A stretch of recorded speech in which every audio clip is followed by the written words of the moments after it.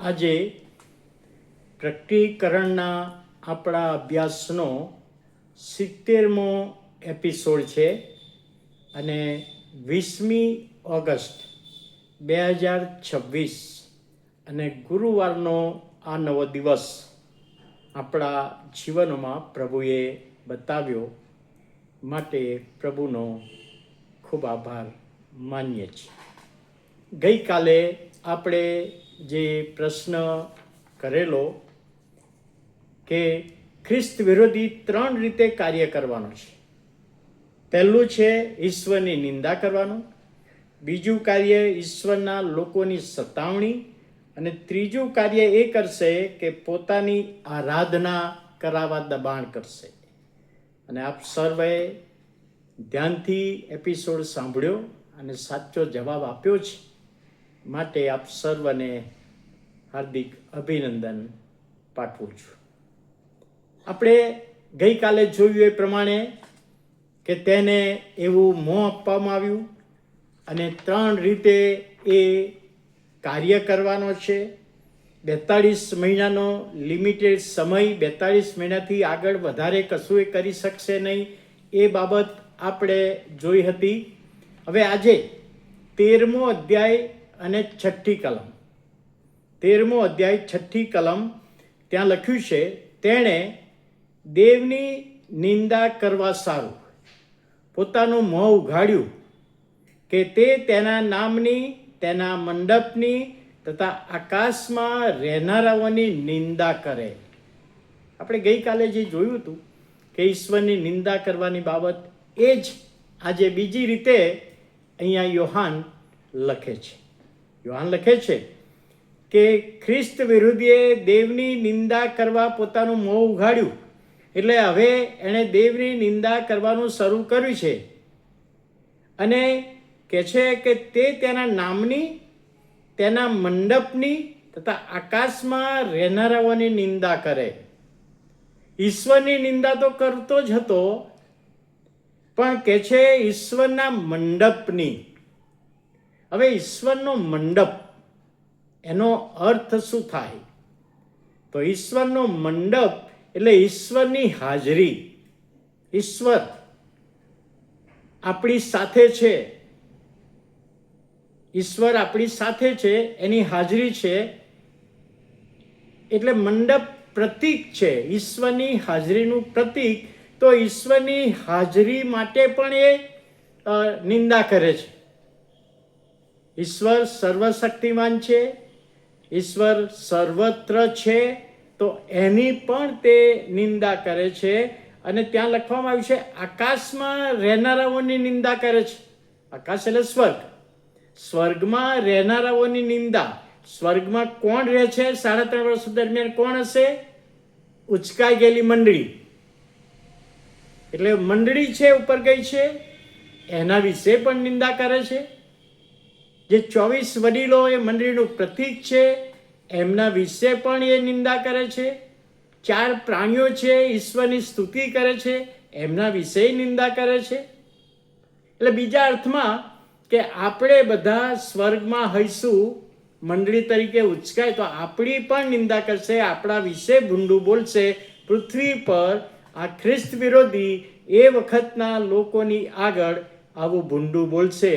એ બાબત અહીં આગળ કહેવામાં આવી છે. આ તમે સમજી શકો છો. 13મો અધ્યાય 7મી કલમ. તેને એવું સામર્થ્ય આપવામાં આવ્યું, તેને એટલે ખ્રિસ્ત વિરોધીને શૈતાને એવું સામર્થ્ય આપ્યું. કેવું સામર્થ્ય? કે સંતોની સામે લડે. સંતો, હવે સંતો એટલે કોણ? અત્યારના સમયે, હજુ આપણે મંડળીના સમયમાં છીએ, ત્યારે પાઉલ પ્રેરિતે જે પત્રો લખ્યા અને એમાં દરેક વિશ્વાસીઓને સંતો તરીકે ઓળખવામાં આવે છે. જે વિશ્વાસ કરનાર વ્યક્તિઓ છે એમને સંતો, આપણે આજે મંડળીમાં સભ્યો કહીએ છીએ, પણ પાઉલ સંતો કહેતા હતા.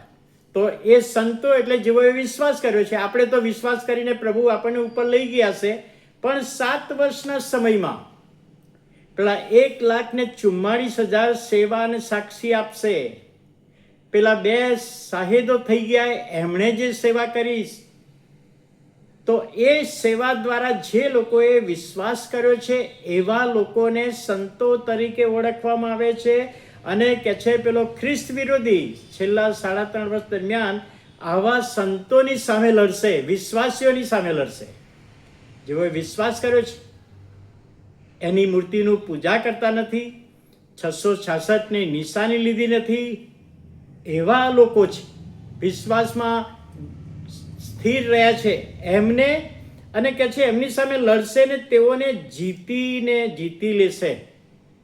જે વિશ્વાસીઓને હરાવશે, એનો અર્થ એવો થયો. હવે હરાવશે એનો મિનિંગ શું? આ ખ્રિસ્ત વિરોધી આ સંતોની સામે લડશે, સંતોને સતાવણી કરશે, દબાણ કરશે, જોર કરશે, ત્યારે આ સંતો કહે છે અમે તારી મૂર્તિનું ભજન કરવાના નથી, અમે 666 લેવાના નથી, ભલે અમે સહન કરીશું, અમે શહીદ થઈ જઈશું, પણ તારું કહ્યું અમે માનવાના નથી. અને એ રીતે આ ખ્રિસ્ત વિરોધી આ વિશ્વાસીઓની સામે 2 રીતે જીતશે. 2 રીતે. કઈ રીતે?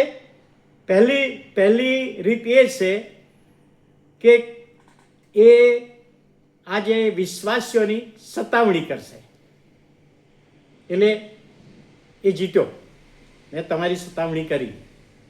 બીજી રીતે કે પેલા અડગ રહેવાના છે, એટલે મારી નાખશે તો મરી જઈશું, શહીદ થઈ જઈશું, પણ તારું અમે ભજન કરવાના નથી.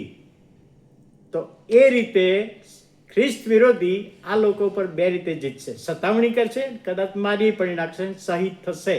તો કે છે એ રીતે જીતશે. અને કે છે દરેક જાતિ તથા પ્રજા તથા ભાષા તથા દેશ પર તેને અધિકાર આપવામાં આવશે. શરૂઆતમાં આપણે જોયેલું, પેલું મોટું ટોળું સ્વર્ગમાં આવ્યું, સર્વ પ્રજા, સર્વ દેશ, સર્વ ભાષા લોકો, જેઓ વિશ્વાસ કરેલા એ લોકો આવ્યા. તો અહીં આગળ કહે છે કે આ ખ્રિસ્ત વિરોધીને આ બધા ઉપર અધિકાર આપવામાં આવશે. શૈતાન અધિકાર આપશે કે તું એમની સતાવણી કર, એમને પાછા પાડ, એમને હરાવી દે. એ બધી બાબતો અહીંયા આગળ બનશે એવું અહીંયા લખવામાં આવ્યું છે. કદાચ તે સમયે કેટલાક પાછા પણ પડી જશે એવી શક્યતા ખરી. હવે દાનિયેલનું પુસ્તક 7મો અધ્યાય ને 22મી કલમમાં દાનિયેલને જે સંદર્શન થયું, દાનિયેલને તેના સંદર્શનમાં એ જુએ છે. દાનિયેલ શું જુએ છે? એ જ શિંગડાએ પવિત્રોની સામે યુદ્ધ મચાવીને તેઓના ઉપર જય મેળવો હું દાનિયેલ જોયા કરતો હતો. દાનિયેલને જે સંદર્શન થયું ત્યારે એક નાનું શિંગડું ત્યાં એ શબ્દ લખવામાં આવ્યો છે. હવે નાનું શિંગડું એટલે ખ્રિસ્ત વિરોધી. કે છે નાના શિંગડાએ પવિત્રો એટલે સંતો, વિશ્વાસીઓની સામે યુદ્ધ મચાવીને તેઓના ઉપર જય મેળવ્યો. એમને સતાવણી કરી અથવા શહીદ કર્યા, જય મેળવ્યો. અને દાનિયેલ કહે છે હું જોયા કરતો હતો. એ જ બાબત યોહાને 96ની સાલમાં જોયું, વર્ષો પછી. અને એ બાબત બનવાની છે. એટલે દાનિયેલે આ ખ્રિસ્ત વિરોધી સંબંધી અગાઉથી ભવિષ્ય વચન જોયું છે, ભવિષ્યનું સંદર્શન જોયું છે, અને એને લખ્યું પણ છે. એ જ બાબત યોહાનના સમયમાં કહે છે કે એ ખ્રિસ્ત વિરોધી વિશ્વાસીઓની સામે લડ્યો અને જીત્યો, એમને હરાવ્યા. એટલે કહેવાનો બાબત કે એમને પાછા પાડવા પ્રયત્ન કર્યો, પણ પાછા ના પડ્યા, શહીદ થઈ ગયા, સતાવણી કરી અને એ રીતે જીત્યો. એ બાબત અહીં આગળ જોવામાં આવે છે. તો આજનો પ્રશ્ન એ છે કે નાનું શિંગડું એટલે કોણ? નાનું શિંગડું એટલે કોણ? અને તમારો જવાબ તમારે કોમેન્ટ બોક્સમાં આપવાનો છે. ફરીથી તમારા બધાનો ખૂબ આભાર માનું છું કે તમે આ સેવા માટે પ્રાર્થના કરો છો, અમને ઉત્તેજન આપો છો. એ બધાના માટે આભાર માનું છું. પ્રાર્થના કરીએ. પ્રભુ, અમે તમારો આભાર માનતા તમારા નામને ધન્યવાદ આપીએ છીએ.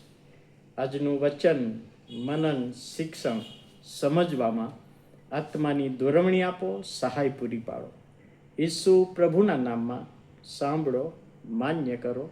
આમેન.